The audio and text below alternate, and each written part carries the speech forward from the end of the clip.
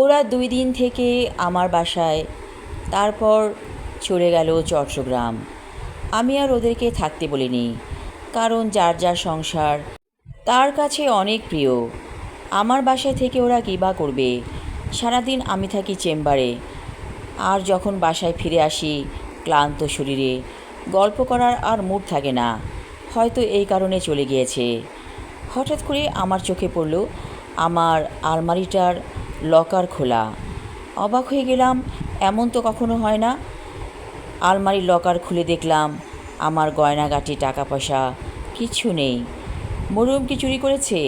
না, অনেক বছর ধরে মরিয়ম আছে, এ কাজ ও করতে পারে না। হঠাৎ করে সিসি ক্যামেরার দিকে চোখ পড়ল আমার, এবং সব কিছু তো রেকর্ড করা আছে। দেখলাম ওরা চুরি করেছে। আমার বাসায় যারা এসেছিল ওরা সব কিছু নিয়ে চলে গেছে। হয়তো ব্যবসায় লস করেছিল, বলতে পারেনি আমার কাছে টাকা নেয়ার কথা, তাই চুরি করে পালিয়েছে।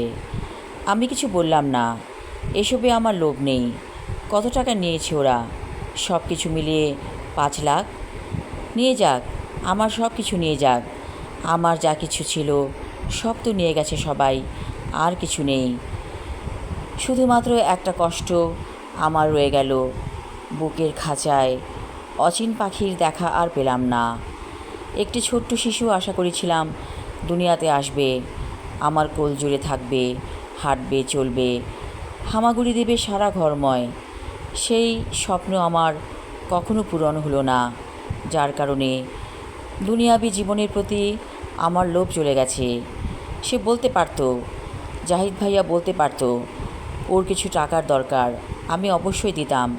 কিন্তু চুরি করলো কেন? এতটা নীচ হয়ে যায় মানুষ টাকার অভাবে। না, আর ভালো লাগছে না। আমি কফি বানিয়ে বারান্দায় যেয়ে বসলাম।